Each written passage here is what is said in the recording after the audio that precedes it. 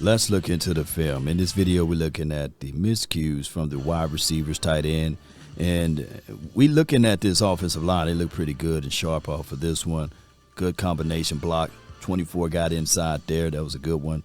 Dak Prescott is able to deliver this ball straight to Jake Ferguson. He just couldn't come down with the catch. Right here, he got to nose the ball, see through the catch, but his eyes is not on the ball. It's on the defender, knowing that he's going to come down, and he loses this ball through concentration. It hits his face, his helmet, and then he takes this lick right here on a defenseless player. Now, was this dirty hit? No, he's just trying to make a play on the ball. Look at the window. Look at the separation here. He beats 24. He's wide open, and this guy, Blankenship, he's far away from the play. Dak Prescott put it right on him where it's supposed to be, and unfortunately, he kind of bobbles that and drops that. And unfortunately, it's a bang-bang play, and the flag is thrown. Okay, so Dak Prescott drops back on this one. Everybody kind of blocked everything up front perfectly. I like to see this all the way. And as you can look, the three-step is there. Now it's time for him to climb, go through his progressions to get this ball off his release. And you seeing Tyler Guyton, good stance, anchored inside. Booker, he's not even moved. I like seeing that. And then, of course, Terrence Steele, reserve, right? Dak Prescott got a clean pocket, climbs inside. That's the safest place to throw the ball. And lo and behold, you got number 9 occupying the top off the defense, and you have a wide open CeeDee Lamb. He catches this, squeezes up inside, and the rest is history. But he loses this ball, and the ball bounces up in a near pick, and he had an awful night. We can blame it on this and that, but he just had an awful night, and that's why he pointed at his chest after the game and said, hey, this is on me. And yeah, the egg is on you, 88, right? 88 would never. I'm talking about the playmaker. All right, so first and foremost, whenever you see that this much of greenery is here, that means your offensive line is blocking. They blocking real good. And Dak Prescott got all of the time in the world to climb the pocket, find his open receiver, and get the ball out to him, right?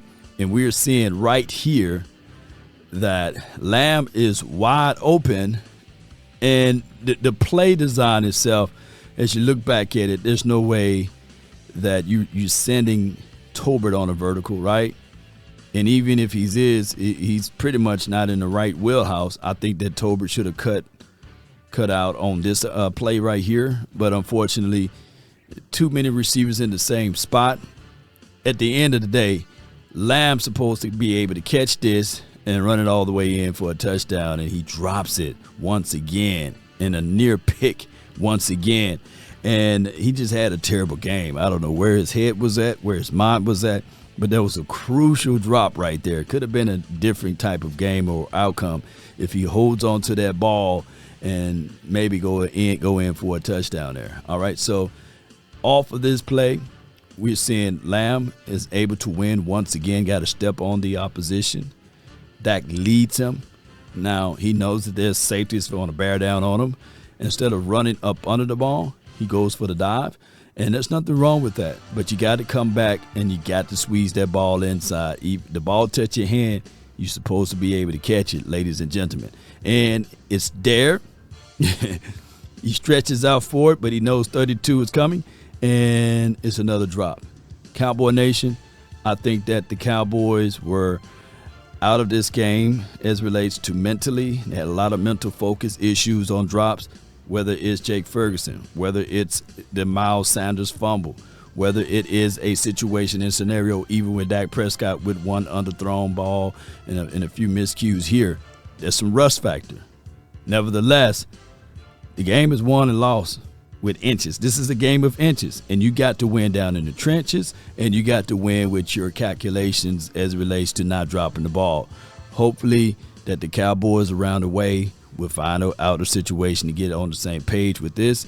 But overall, they did look poised against the number 1 defense last season. I'm not taking anything for a moral victory, but they got to shake this off and get right back to it for next week and see how they can go up against the Giants pass rush and beyond, and be back on the same page. It'll be a home game. We saw some promises with Javonte Williams. I think that they need to find out their identity, what they want to do when they get inside the red zone. Javonte Williams could be that guy. Maybe you mix in Jadon Blue. Maybe you mix in some other guys that can help you out down the stretch. Cowboy Nation, post me your thoughts, post me your concerns down below. That's been my time. I really thank you all for yours. And remember, you're listening to nothing but the best. Let's get it. Salute. Sleeper is the #1 fantasy sports app. It pays to know sports. Pick more or less on top players. Your first pick is on us, so start winning now. Play in Texas, Georgia, Minnesota, and 27 more states.